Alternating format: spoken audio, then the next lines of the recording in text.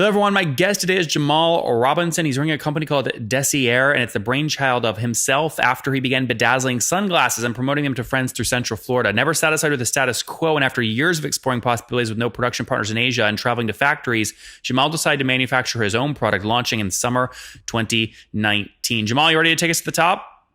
Let's do it. So just to be clear, do you have any sales of this thing yet, or is it launching here in the summer? So I did pre-book sales, pre-orders from Facebook posts and LinkedIn posts.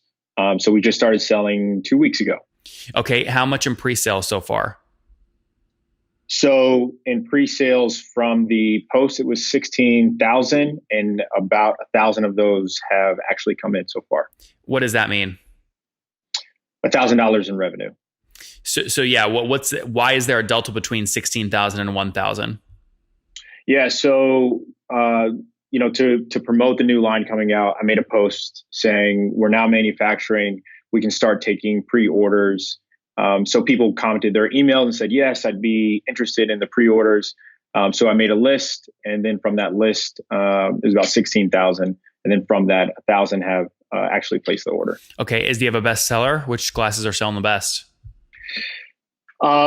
So I can't really tell right now. I mean, the most popular style is called the Venom, which is a classic, similar to like a Wayfarer style type of frame. Yeah. Now I want to get more into kind of the wood you're using, whether it's the walnut or the hickory, et cetera, because I think you've set this up in Indiana. But if you've got 1,000 in pre-sales, these glasses on average are listed on your website at, call it $200 a pop, right? Or $250 for the walnut. So you've sold about 4 or 5 of them in terms of actual cash collected, right? That's correct. Yep. So which, is there even distribution, or did everyone buy like the same one? No. So the Venom frame, a couple of the Venom frames have sold. And then we also sold one of the hickory styles. Yeah. So how do you scale this? It was genius of you to do the quick Facebook and LinkedIn posts, super cheap, effective way for you to gauge pre-sales. You've got some cash in, you must feel pretty good. And now you're thinking about, okay, how do I scale this? How do I get my next 5,000 in sales? What's the answer? How do you get your next 5,000 in cash collected? Yeah. So it's really two ways. So one, I call it blocking and tackling. So a lot of markets, trade shows. I live in the Washington, D.C. area.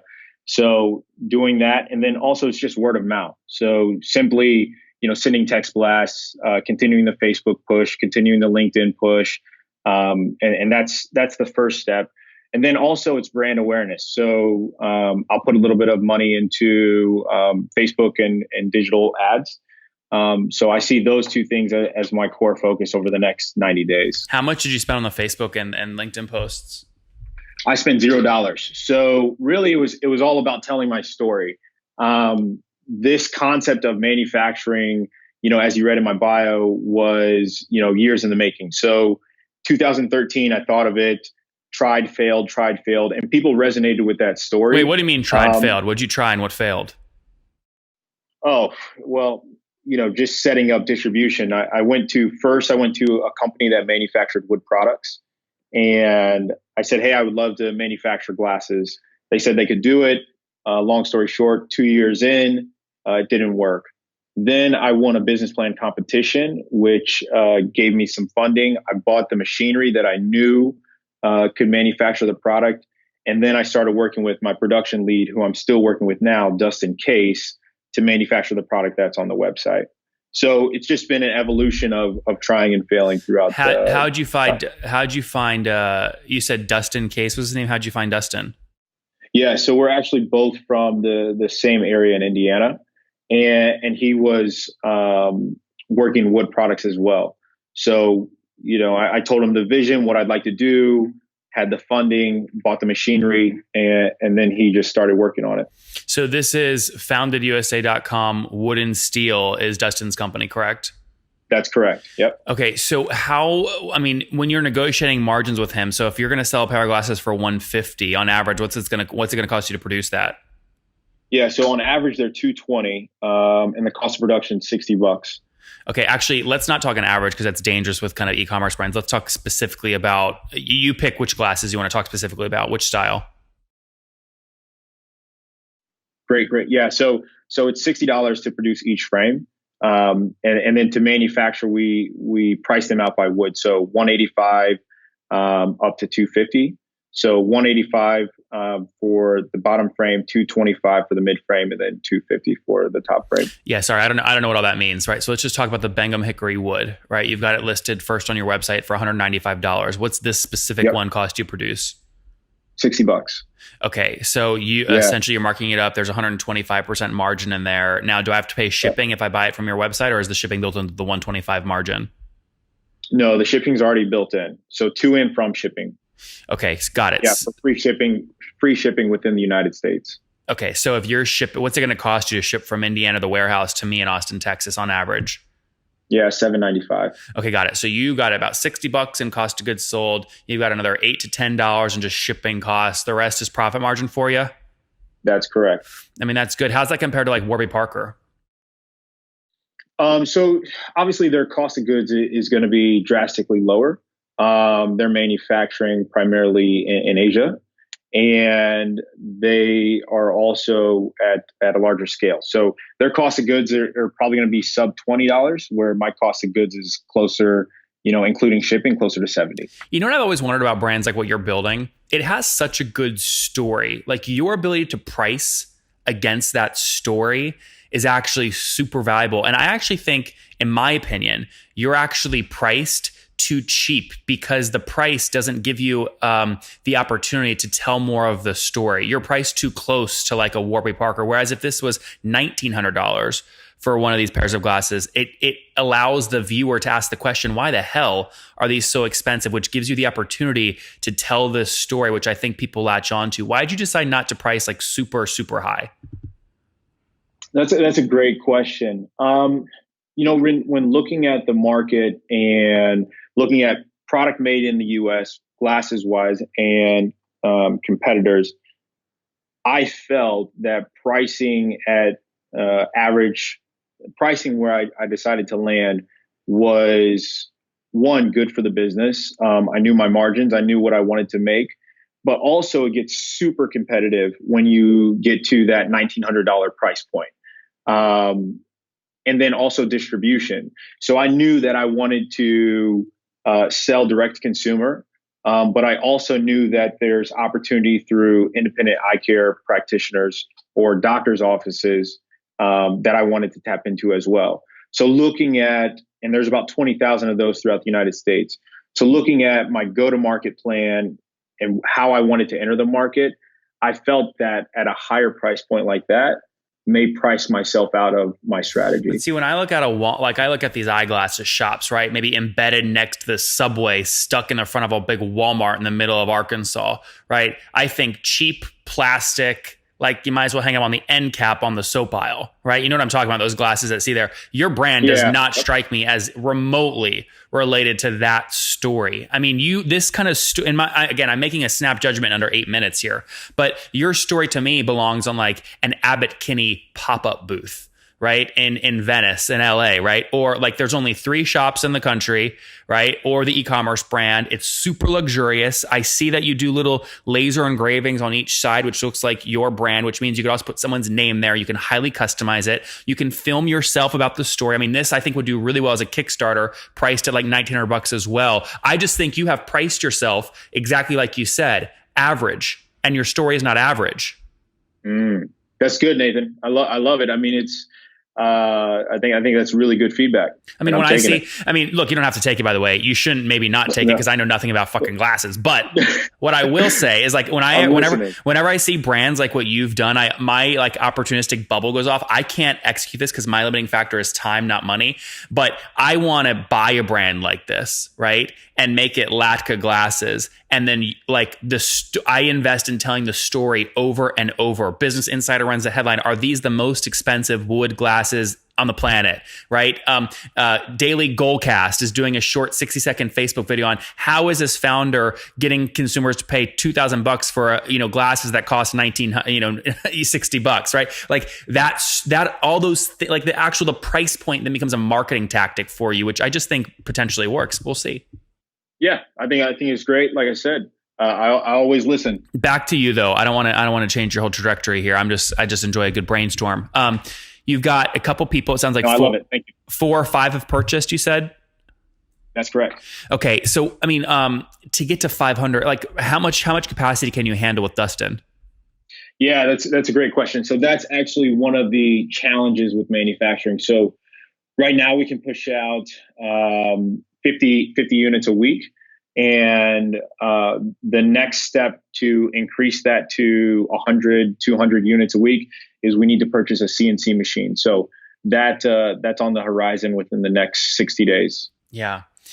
Yeah. It's so interesting to me because like when it's you and I view the same thing. I view it as an asset and you view it as a liability. You have to hedge. Like when I asked that question, what I was actually asking was how rare is it? And what you heard me ask was how limiting is your distribution? And you're thinking about how to like produce more, not less. I'm thinking, what if you produced only 1 per month, right? Or 1 per day at a $3,000 price point? It actually drives exclusivity. It's just, isn't that weird? It's like the same, I'm asking a question with one frame and you are like on a totally separate, that's just, it's, yeah, well, it's so top of mind for me because Dustin and I have these conversations about, increasing production. That's what we think about, and the challenge that we currently have is just time and the time it takes to make. I mean, these. But go deeper there. Like, why do you want to increase production? Well, again, so that's a part of scaling, right? So wait, scaling what? Scaling the business. Okay, right? So but measured by what? Measured by more product sold to customers. Okay. What about if you sold 20 million units but made no money from them? Yeah, that's terrible. Okay. What if you sold 1 unit for $20 million? That's great. Okay, then why are you trying to increase production? You're a good man. See, that's so funny. You can scale the business by just tripling your price point. It's actually easier than like trying to figure out and rejigger your entire, if that's really what you want, versus trying to rejigger your entire production to get more distribution, more things produced per week, et cetera. Yeah. I mean, the whole purpose, I'm in business is to be profitable and scale the business 100%. Yeah. Yeah. Yeah. That's a good point. It's a really good point. Yeah. It's just always a question that founders have to ask, right? Like, do you go for more customers or do you actually limit production to drive scarcity and quadruple your price point?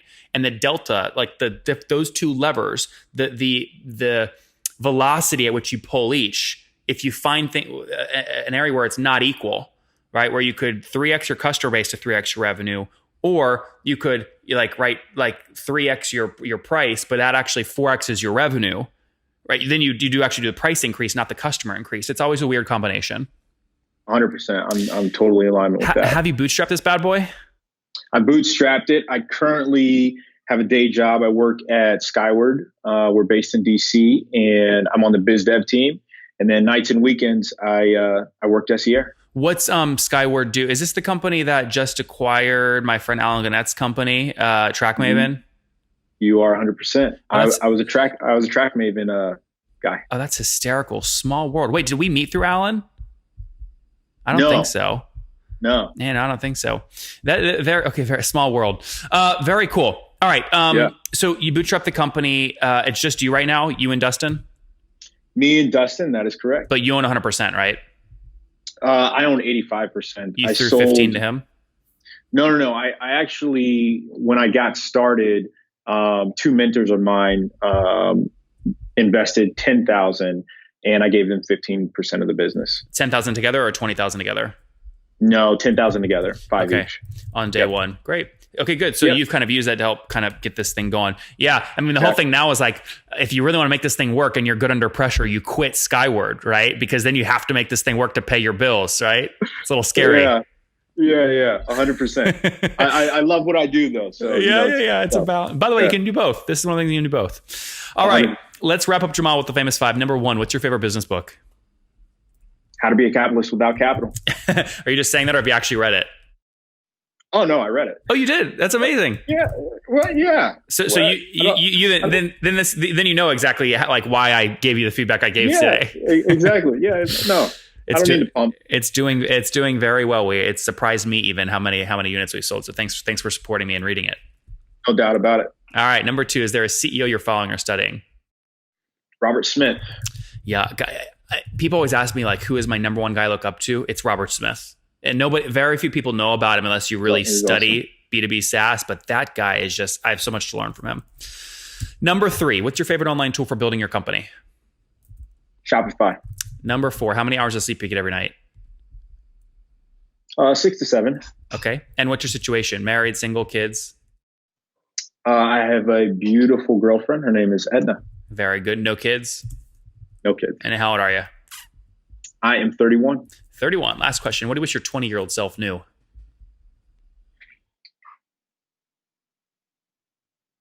More patience. Guys, more patience. Desiar, again, launched the company back a couple years ago to produce glasses, really, I would say high-end glasses, could be higher end, but had issues with distribution, pre-sold $16,000 via Facebook posts, and now finally partnered with his friend in Indiana to produce them here in the United States. Average price point is about $150, $180 per unit, or $220. The economics we ran was a $150 pair, which cost about $60 to produce, $10 to ship domestically, so nice profit margin, about 60, $70 built in there as profit margin, so we can reinvest and drive growth. Jamal, thanks for taking us to the top. Nathan, my pleasure. Have a great day. One more thing before you go. We have a brand new show every Thursday at 1 p.m. Central. It's called Shark Tank for SaaS. We call it Deal or Bust. One founder comes on, 3 hungry buyers, they try and do a deal live, and the founder shares back-end dashboards, their expenses, their revenue, ARPU, CAC, LTV, you name it, they share it, and the buyers try and make a deal live. It is fun to watch every Thursday, 1 p.m. Central. Additionally, remember, these recorded founder interviews go live. We release them here on YouTube every day at 2 p.m. Central. To make sure you don't miss any of that, make sure you click the subscribe button below here on YouTube, the big red button, and then click the little bell notification to make sure you get notifications when we do go live. I wouldn't want you to miss breaking news in the SaaS world, whether it's an acquisition, a big fundraise, a big sale, a big profitability statement, or something else. I don't want you to miss it. Additionally, if you want to take this conversation deeper and further, we have by far the largest private Slack community for B2B SaaS founders. You want to get in there. We've probably talked about your tool if you're running a company, or your firm if you're investing. You can go in there and quickly search and see what people are saying. Sign up for that at nathanlatka.com/Slack. In the meantime, I'm hanging out with you here on YouTube. I'll be in the comments for the next 30 minutes. Feel free to let me know what you thought about this episode. And if you enjoyed it, click the thumbs up. We get a lot of haters that are mad at how aggressive I am on these shows, but I do it so that we can all learn. We have to counter those people. We got to push them away. Click the thumbs up below to counter them, and know that I appreciate your guys' support. All right, I'll be in the comments. See ya.